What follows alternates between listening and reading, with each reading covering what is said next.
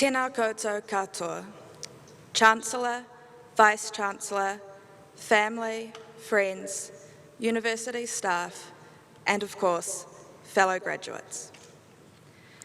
It's hard to know how to summarise a Victoria University degree in just 5 minutes, because it is so much more than the assessments, the lectures, and the piece of paper we've each received today. While writing this speech, I've had the pleasure of reflecting on what it means to study at Victoria, and have done so with a certain tinge of nostalgia.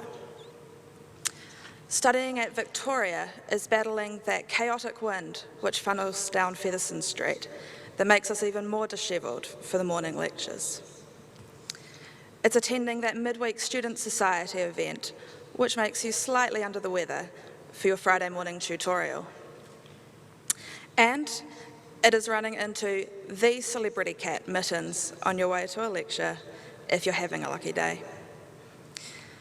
Studying at Vic is also about being surrounded by immense civic engagement. You can finish a lecture at 12:30 and be in a protest by 1, whether that be for School Strike for Climate or March on Midland. So as I was taking this trip down memory lane about my time at uni, I found 3 key things I'd like to talk about today. These are the thing I valued most at university, the community, the thing I found most challenging, studying during the pandemic, and the biggest lesson I've learned, the immense privilege I have as a degree holder. Friends, classmates, university staff, lecturers, tutors, the Vic Books Cafe staff, I don't think it's an exaggeration to say that community is key to completing a degree.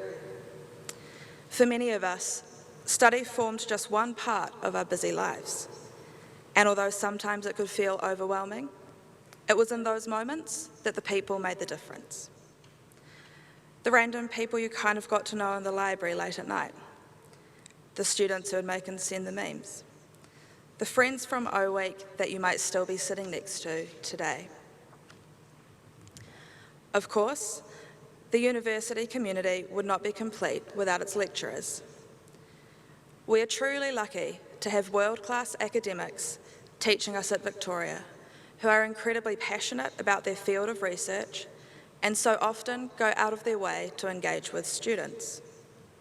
And ultimately, anyone who marks 300 handwritten exams within a few weeks has my eternal gratitude. This community has supported each of us through our studies and is something I will be eternally grateful for. When I think of my greatest challenge at university, it is the disruptions from the pandemic. I recognise that we're all extremely lucky to be able to be here today, celebrating together, when so many communities around the world are not able to do so. But in saying that, the challenges posed by COVID were second to none. And I'm so proud of the resilience shown over the last year by all graduates in this room. Just 3 weeks into semester 1 in 2020, the pandemic hit Aotearoa, New Zealand. The country went into lockdown, a trip to the supermarket became a luxury, and lectures were watched from bedrooms. I will be forever grateful for the tireless efforts displayed by teaching and professional staff to run online courses, all whilst experiencing a pandemic themselves. But no one can deny, studying by distance was hard. The most challenging elements of university, the assessments, continued, but the pandemic had taken away the joys of university, the faces in the corridor, the coffee breaks, and the opportunity to engage with other students.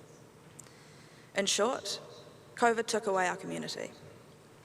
I think I eventually got so desperate to see classmates again, I probably would have turned up to an 8:30 lecture. Despite these challenges, every graduate in the room achieved something amazing. You participated in Zoom tutorials, talking to students on the other side of a screen. Many of you would have been in cold and damp flats with dodgy internet, but with no desk. Others did uni from lounges in crowded homes. Some of you were both essential workers and students. After being postponed twice, last year's December graduation was billed the COVID graduation. But I believe that this ceremony is equally, if not more deserving of the name. Every graduate in this room can say that they studied through a pandemic, coming out the other side with a degree in hand.